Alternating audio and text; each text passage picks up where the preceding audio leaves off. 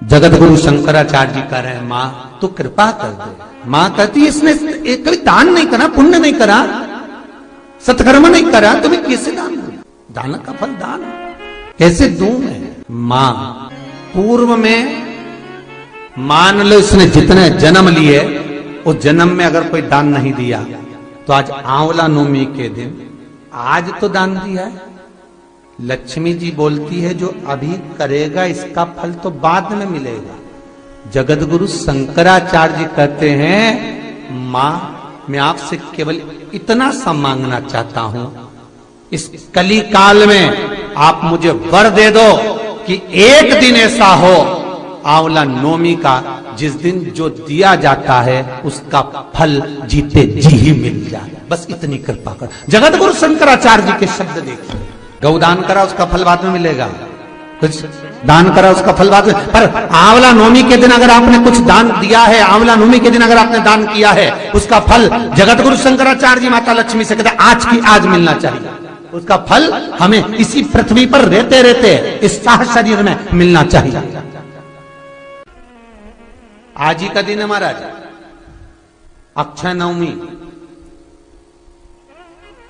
विष्णु पुराण कहती है, स्कंद पुराण कहती है, मान लो कोई आंवले का पेड़ आपने लगाया, बहुत बड़ा हो गया, उसमें फल नहीं लग रहा है, वो फलित नहीं हो रहा, बहुत बड़ा हो गया, उसमें एक फल नहीं लगा,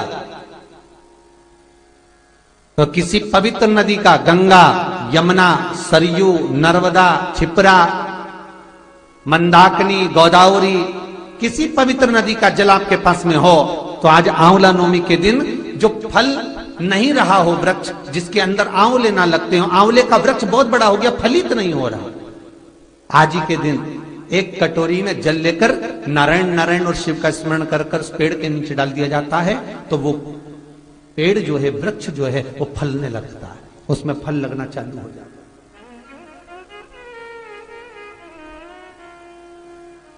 और इतने फल लगते हैं कि आपको आश्चर्य होगा कि इसमें तो फल ही नहीं लगते, पर इतने फल कहां से आ रहे।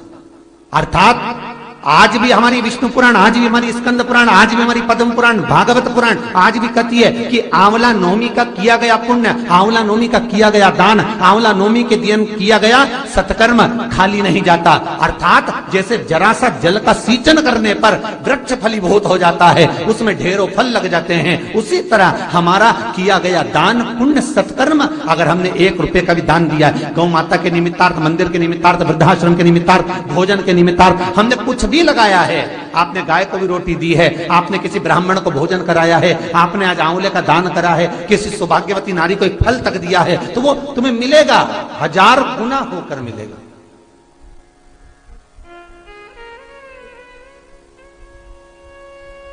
कई लोग कहते हैं महाराज जी ऐसा होता है, इतना बड़ा पेड़ हो गया, हमारे यहाँ फल नहीं लग रहा है, ऐसा होता है कि आंवला नवमी के दिन जल छोड़ दो तो फल, तो करके देखो ना प्रैक्टिकल। ना महाराज कहीं जा रहा है, ना आंवले का पेड़ कहीं जा रहा है, ना तुम कहीं जा रहे, करो।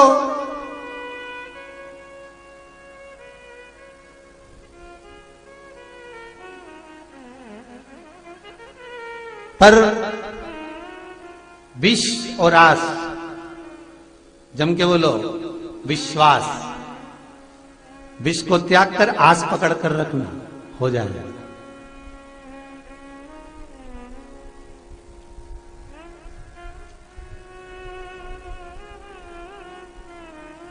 विश्वास। आज ही का दिन है आंवला नवमी का।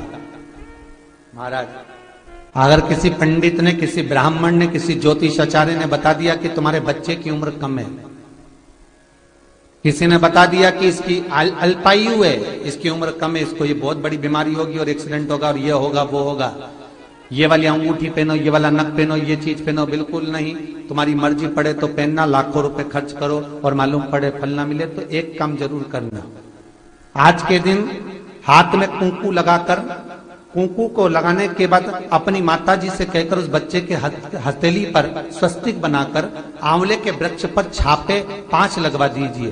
वो बच्चा कभी अल्पायु नहीं मर सकता, उसकी उम्र में वृद्धि होगी, उम्र कम नहीं हो सकती, उम्र बढ़ेगी।